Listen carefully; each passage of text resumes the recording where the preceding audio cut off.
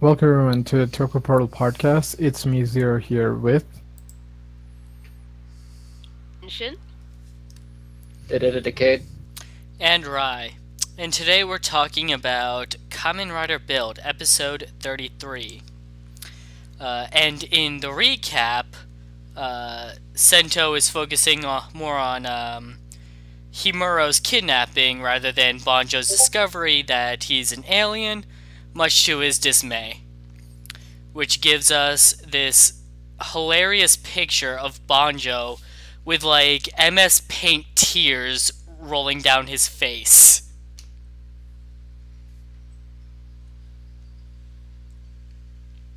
Nothing? That was pretty Okay. funny. I love those recaps. Especially Sento being like, you being not human is old news. We have to keep going. It's like, but I'm not human. Yeah, I don't have anything that was hilarious. let me just check the audio one sec, then we'll continue. Oh.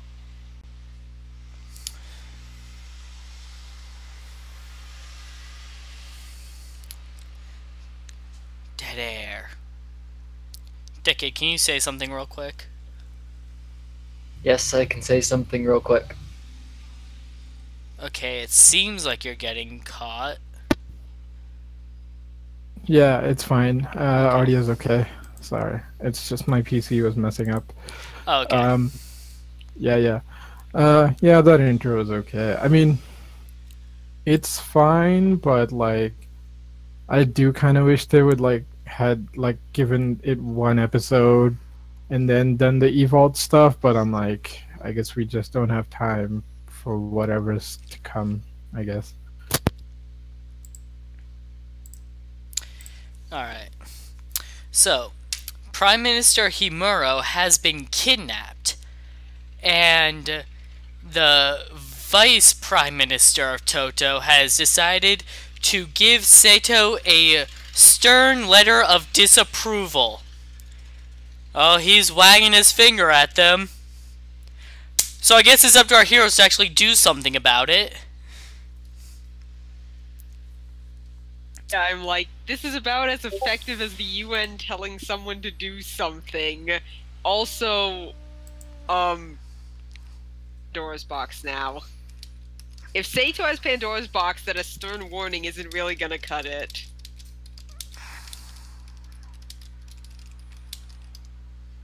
Yeah, I've got nothing. Okay, right. I can get up into this whole UN thing, but no, we'll get way too sidetracked. Okay, Um, no that's actual very- politics. Yeah, it's complicated. Agreed, sorry. No, it's fine. But the thing is, like, what exactly do you expect them to do? They lost. Like, they're the weakest faction. Like, even if they wanted to fight them militarily, like, most of the Guardians are wrecked. You know, they were the weakest. They're Sato has, like, 2 armies. You know, like, even if they fought, they'd be wrecked in a second, pretty much.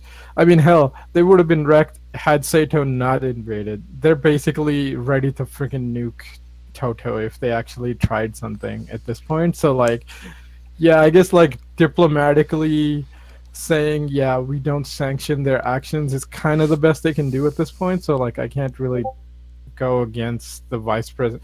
Like, prime minister's, like, advice here or his actions because, like, they have no options left because like they can't really talk to the writers because like one like you know back but like technically like their leader is still considered a traitor or whatever, and you know, even if they asked them to look, they would just be doing what they did this episode, so it's like there's nothing they could have done. Okay, I'll give it that in their position there's actually nothing they can do. However, I'm not sure that's what the intent was in that. But let's move on. Stark calls up Sento and proposes a trade. Himuro for the evil driver. I guess Sento's father was actually involved in its making, or rather, repairing on Earth. But then Katsuragi had stolen it. So Sento digs into his research notes and eventually discovers the blueprints for the driver. He realizes that he's seen the design before. It's in the machine he made for Mizora to purify bottles, as the power cell that was already built. Also, if you hear a fire truck... Okay, never mind. Anyways, what a shock that, like, the key item to this series was just in their basement the entire time. Like, Mizora was actively standing next to it every episode for the first arc. It's interesting. I'm wondering if that is part of the reason why Misora sees Mars being destroyed every time she purifies bottles. Didn't she see it when she was in Voss as well, though? Oh, you mean the Mars scene? I'm not sure, actually. Maybe. So I'm not saying it was just because of that. These blueprints, by the way, are very interesting. They have very good English. I'm looking at one of them now. Just the basics of, like, how powerful it is and stuff. Quote, since some parts of Evil Driver will found fallen apart around Pandora Box, it is assumed that the driver itself consumes the power of the box. So that seems to hint that maybe when Stark tried to this box 10 years ago, it broke the Evil Driver. Since that after being possessed, Soichi had like 103-degree fever on the way back to Earth because Soichi was resisting the being possessed. So it's all really interesting.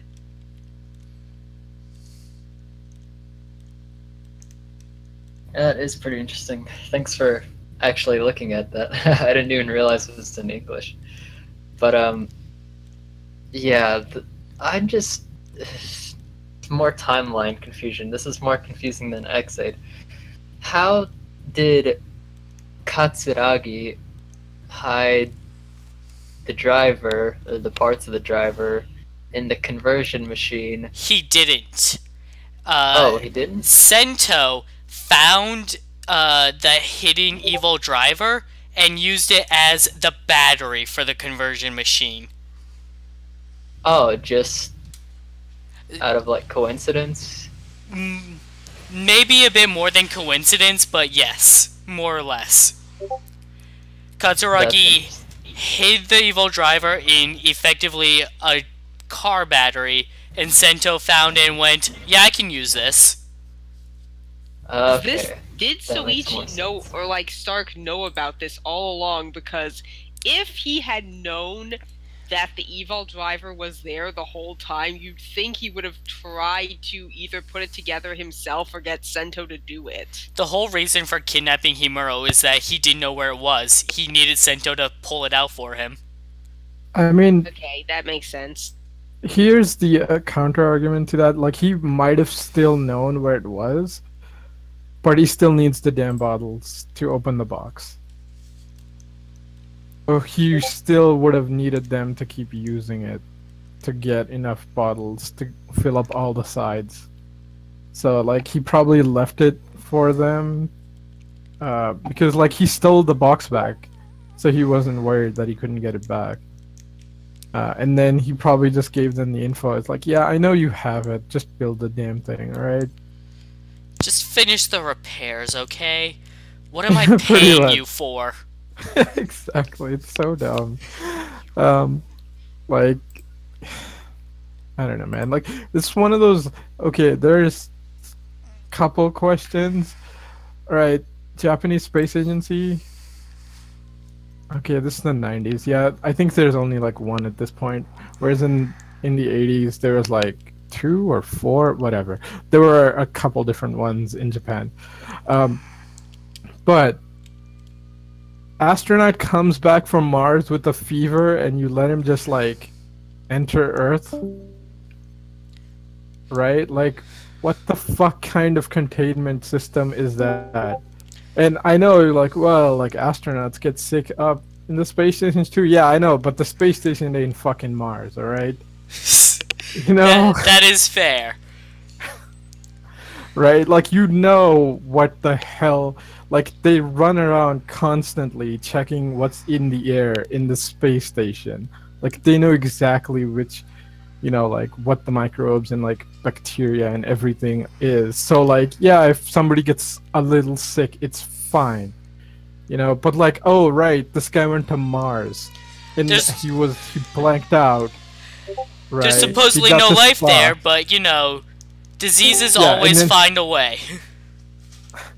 I mean, like realistically, it shouldn't get in the spacesuit, but like, why would you take that chance? It's so dumb, but whatever. Right. I missed part of that because my mic cut out. What did you say? He's calling basically he's calling NASA dumb. Yeah, I guess NASADA would be dumb in this case. This guy, our head astronaut, gets a weird sickness on Mars. Let's just bring him back to Earth like nothing happened. That's literally what Zero said. I know, it's so weird, right?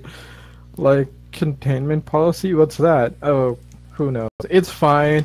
We'll just hire that same astronaut that acted weird, you know, that time with that virus.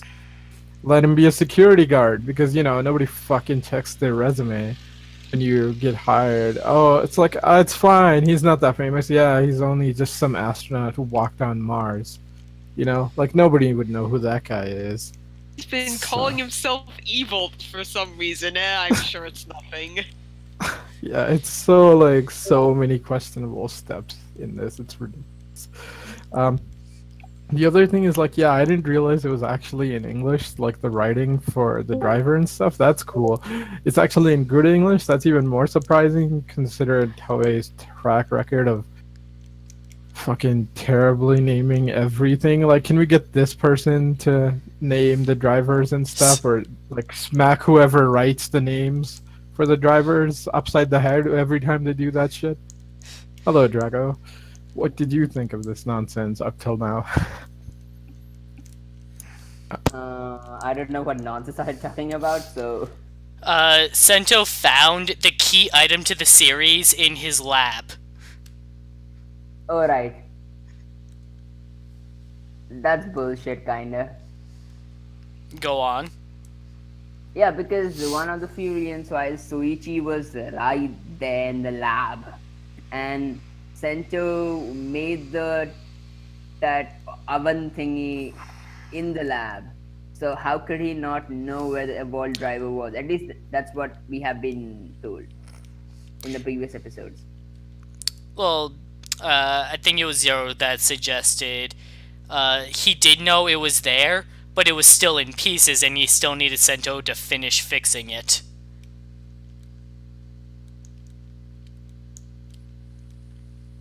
I am curious though as to why Sento's dad even worked on this belt that they knew was bad news. Like, was his dad like secretly a bad guy, or who says they knew at that like it was bad news? That's what it said in that like paper, that it was super powerful and stuff. Mark seems like he's the kind of, or Evil seems like he's the kind of guy to get natural 20s on his charisma and lying checks. He talk them into this somehow. I mean, like, yeah, it is kind of questionable how like good of a person he was, but like, to be fair, he could have just been like the chief scientist. And like they're like, oh yeah, we found this weird box, investigate it. And I was like, all right. There's this kid from the security guard lady. Like, what the fuck is up with that? And it's like, okay, I'll keep him under observation. Wait, 2 You know, like, months? Okay, Yeah, okay, it's- okay, okay, okay. I'll put off the belt for a bit for that. yeah, exactly, right? Like he could have just been the guy who was like the head of the facility, so like everything was technically under his command. Like, like okay, there are two options. There's like one, he was just a guy doing his job, Which like in a way basically he like was. yeah, like the Agito police scientist lady kind of thing, where it's like it's just her job, she's just doing it. Or it's like the O's thing of like, no, he's an evil piece of shit, who like did everything on purpose. Oh, I think it's kind of a mix of those. Like, probably it's his job to research, but he's also like, this breaks all the laws of science that we know. Cool. Let's look at it some more. Let's see what we can blow up with this. I mean, to be fair, like, I mean, like before the wall went up, like they didn't know what the box did. Probably, it's just like some weirdo box from Mars, right? Like nobody even knew it would like set up the energy walls. Like Evault didn't even know it would set up the energy walls. So like, how could that guy know? Yeah, all they know is that it was Martian technology, and considering we know nothing about Mars, that is a huge discovery. Yeah, and yeah, Ryuga was researched like before that, so maybe like that's the reason they might have sent a manned space probe so that they could find something from there. And that's what led to E-Bolt coming and then Pandora box and other stuff.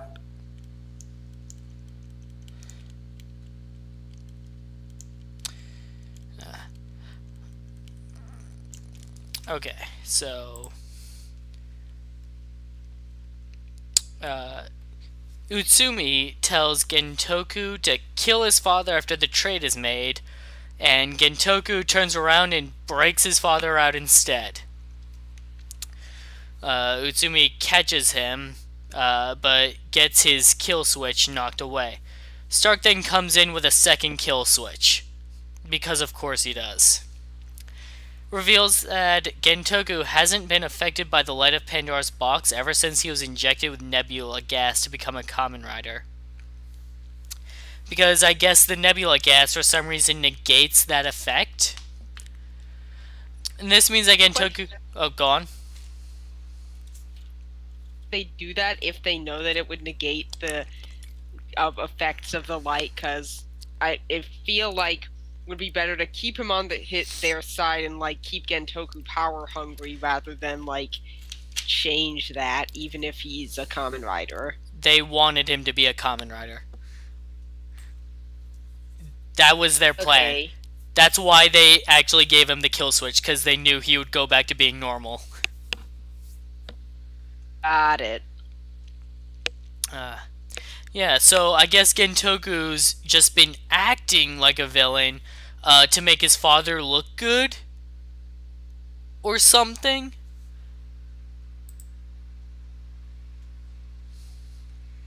I can actually, I think I have a good explanation. Go on. The writers wanted to make Gentoku sort of an ally, so maybe they were like, we already have that Pandora box light thing, and wouldn't we turn into a crazy psychopath like everybody else? And so they made the nebula gas excuse. Wait, what? But I think no, I mean like they wanted to turn Gentoku into a good guy, and then they were like, how to get rid of the light in the Pandora's box, and they used the nebula gas. Oh, I see what you're saying now. The writing team is copping out. Yes. That's funny.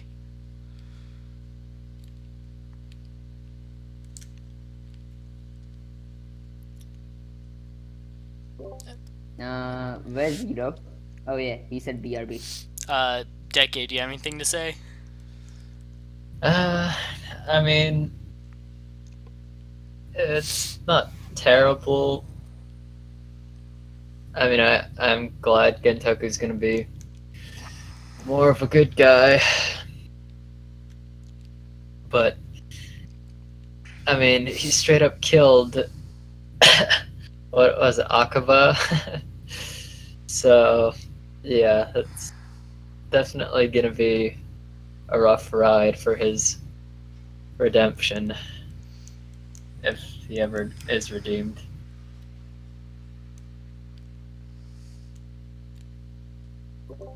I just hope he's arrested at the end of the series. At least that would make sense. Wouldn't be surprised if he, like, dies to complete his redemption, honestly. Yeah, I wouldn't be either.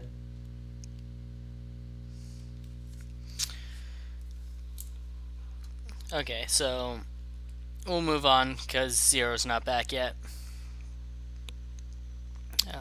So Sento and Banjo go to make the trade. Gentoku drops in to rescue his father. Stark tries the kill switch and it doesn't work. Gentoku had taken the one Utsumi dropped, gave it to Sento, who then made them useless. That was pretty clever thinking on his part. Stark triggers an ambush, and then a huge all-out brawl begins. And Kanzumi also joins in. He's on this show too, guys. He is. And then when Himuro makes a break for it, Stark chases after him, and Gentoku chases after him. It was a pretty good fight scene, and a really good, like, triple henshin. That was one of the best.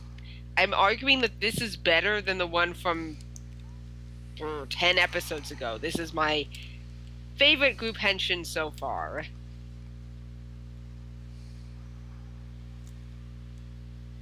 Yeah, it was a pretty fun fight as well. The tank is growing on me. And it was cool that we got to see one of the many full bottles finally be used, Magnet. Oh yeah, that's right. He has a magnet bottle.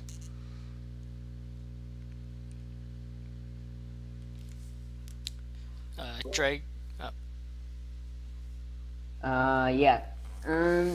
This I don't have actually particularly good thoughts on it, but the one thing that I always question: if he could make a kill switch if he could then insert the kill switch for the chip, he could have made a kill switch for the evolved driver. Why would he though? He needs that to exist. I'm talking about this guy. Sento could have made the kill switch for the evolved driver, and then as soon as Soichi gets it, boom! No more driver.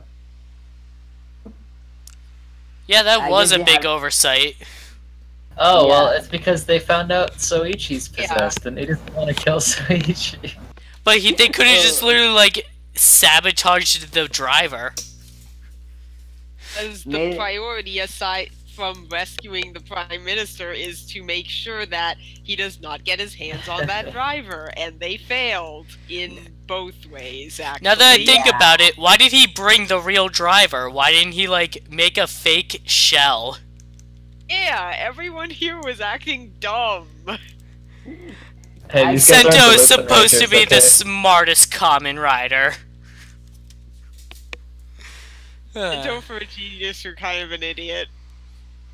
He was pressed for time. It's fine. Sento can be smart, but a lot of times he needs, like, a kickstart to his inspirations.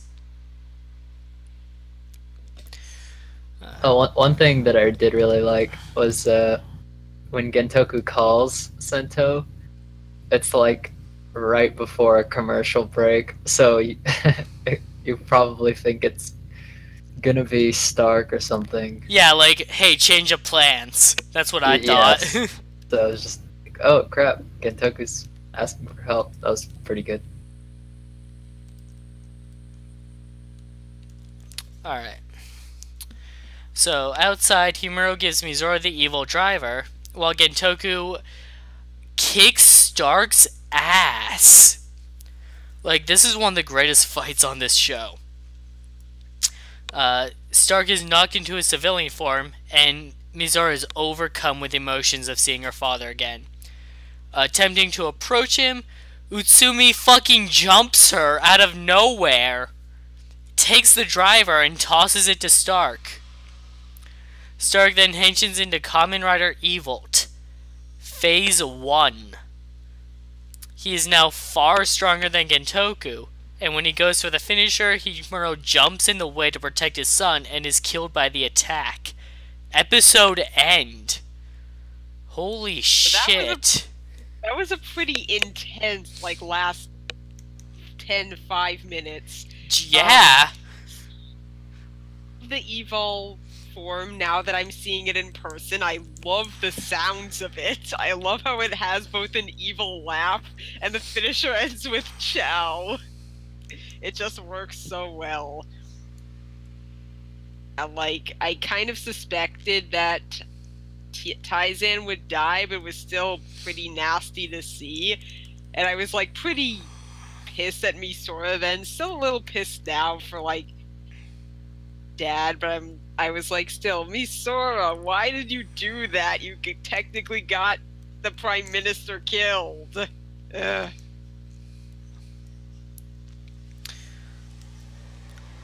Honestly, go on. Oh, you can go ahead. I was gonna say, like, I've been saying for the past few weeks that Stark needs to power up or get out, and this is definitely a power up. Yeah, hell yeah. So I had two things. I freaking love Utsumi. Because he, like, if you think about it, he really doesn't even need to be in the show. Oh, boy, But he's just like, he's just a really well written, slimy character. And it's just so great. So whenever he does something scummy, like hit the kill switch to screw with Gentoku or do something like this, it's just great. And I was kind of hoping Himuro wouldn't have any last words, but that would probably be too intense for like a kids show. And his last words are pretty good, so I'm fine with it. Decade, we had episode 21 of Kamen Rider Build. Yeah, that was. I think that's as dark as this show gets, unless they want to go more darker than that. And the Evolved driver looks neat. The sound is great, and I think I heard Ode to Joy in the driver. Really? Yeah. I'm gonna go back and listen to it now. It's like pretty much his finisher sound. It's kind of like the beginning of Ode to Joy when he's cranking the lever. Yeah, and I'm like, so so Stark waited like about so Stark is so okay. Let me think. Stark is from space where there are no where there are no cobras, and where there is no Ode to Joy. So how did he program both the songs into that? How did he have a snake full bottle and cobra full bottle and Ode to Joy in his driver to begin with? He's been on Earth for 10 years, dude. No, I mean the cobra full bottle. At least I think he got that from space. Because who else could make it? Maybe Mars had cobras. Maybe. Maybe Sento's dad put Ode to Joy. It's like, hey, your playlist is kind of a mess, so I'm just gonna install some Earth music for you. That's cool, right? Maybe he liked Beethoven a lot. Don't worry, so... this is my personal playlist. I promise you, you're gonna like it. Yeah.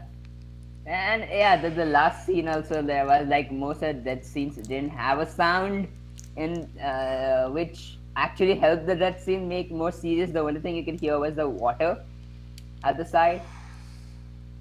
And so I really like this. I like this episode, not as much as I like the others, but yeah, this was a good episode, especially for Gentoku. I can't wait to watch the rest of the Rogue specials.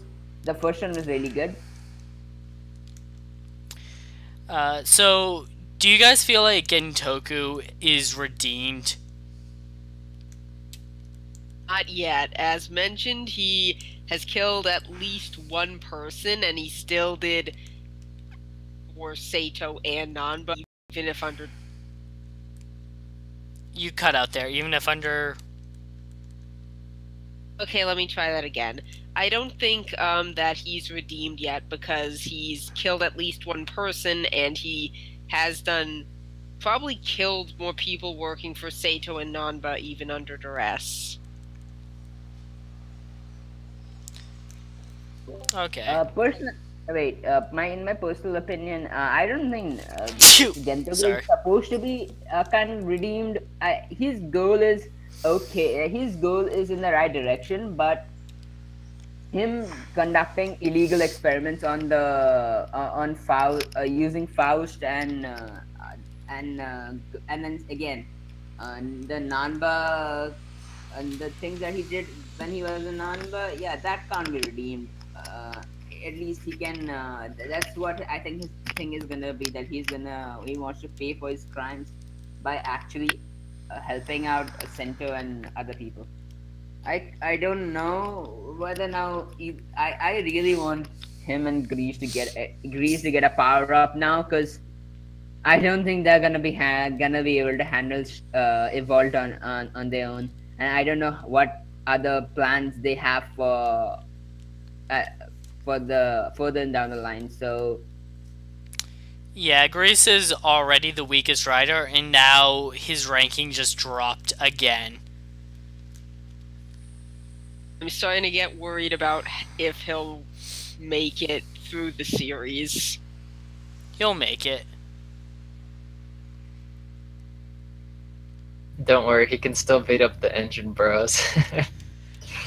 Dude, he could beat up everyone. Like, he is fucking savage. His fights are the best. I did like how Rogue was kind of protecting his dad during the fight when they were still indoors. That was cool. They may have gone into a disagreement, but, you know, they're still father and son. I say disagreement like banishing your own son from the country is just a kerfuffle.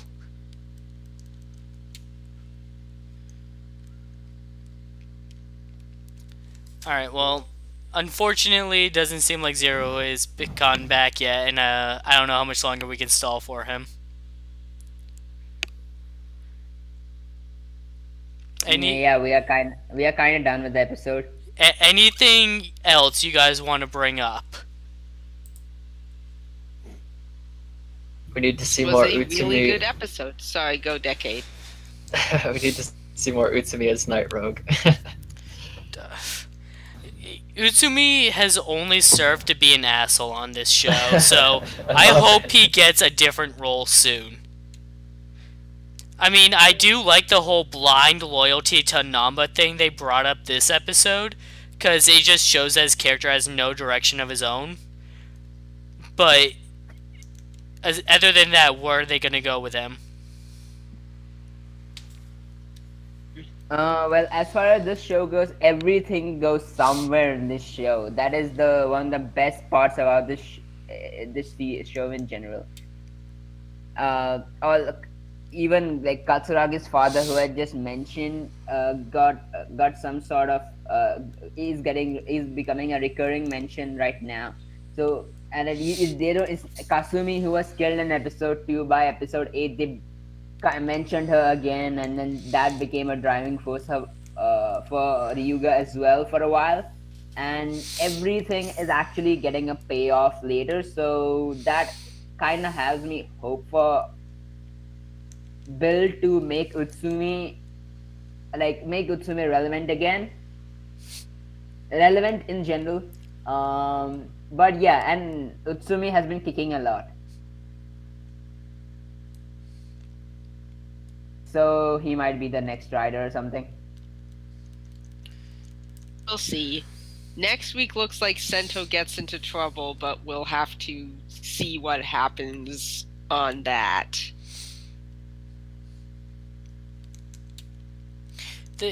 we never really talk about next episode previews, but the ones in Build always look pretty dark. Like, even the ones where it's like not as bad, the episode isn't as bad, the preview just makes it seem way worse than it is. It could be worse than I think it is, but we'll have to see. Oh. Yeah, at least we got one of the best. I think this is we can say that this is the best Kamen Rider show in this decade. Is yeah, it? I'm talking about. Yeah, as far as I'm concerned, like I really love this show. I Okay. just have to wait how it ends. Yeah, I think it's tied for X8 for sure. Yeah, this decade includes double through now, so Yeah, but I can think of some problems with a lot of the shows I liked. This one, it seems more consistent, yeah, okay. but we'll see how it ends. That's gonna be important, of course. Okay, we Final thoughts. yeah, we tried, Zero, we tried. Final thoughts for the episode. I really enjoyed this episode, especially getting Toku versus Stark at the end there. I never thought when I started this series I'd actually be rooting for Gentoku to kick Stark's ass. But here I am. Another really, really great episode with like a really good cliffhanger, probably one of the best cliffhangers. And really excited to see more of Kamen Rider Evil and how we're going to try stopping him. Really like this episode, but you didn't expect like Gentoku to root for Gentoku to kick Stark's ass, but I didn't expect Stark to be the main villain. That was surprising from the first few episodes that I saw, from the first few episodes of Build to now. So yeah, Build has given us a lot of surprises. Yeah, I'm glad Gentoku's going to be able to act not as just the kind of hardcore, edgy guy anymore. He's gonna actually be able to have some emotions. So that'll be fun to watch, and I don't know, maybe Stark won't be the final villain, but he probably will be. If they pull another fucking Kronos on us, I'm actually going to be really upset. I want to know more about Mars. Heck, I want to see like what the Martians actually look like. That would be cool. We are never going to see that. Don't kid yourself. Arn. We will probably learn a bit more about Mars culture, though. At least. That's the Build. Oh wait, sorry. I was gonna say, at least it doesn't seem like completely out of the question. We might see the Martians in the Build movie, maybe, because they have higher budgets. They can CGI render the. Oh right, Kamen Rider get movies. Yeah. More movies are coming out. Oh. I remember seeing the promo, like the first promo for both movies, way back. I won't spoil what the Build thing was, but the very short teaser seemed interesting. I remember now. I remember. Yeah, when's that supposed to come out? August, I think. Darn, should I pull up the date? Hang on. No, I guess sounds right. Probably August. And it's probably going to be the same as True Ending, it seems like, where it's technically an ending, quote-unquote, for the series, even though the series itself won't end for, like, another few weeks, early September. Hey, we stall time for Zero. Zero. Hello. The rest of us have like already said our final thoughts, so go ahead and say your piece on like the Nice. rest of the episode. Um, you were Okay. live again. Just make sure we're live. That's. I'm refreshing back here. Okay. Uh, okay.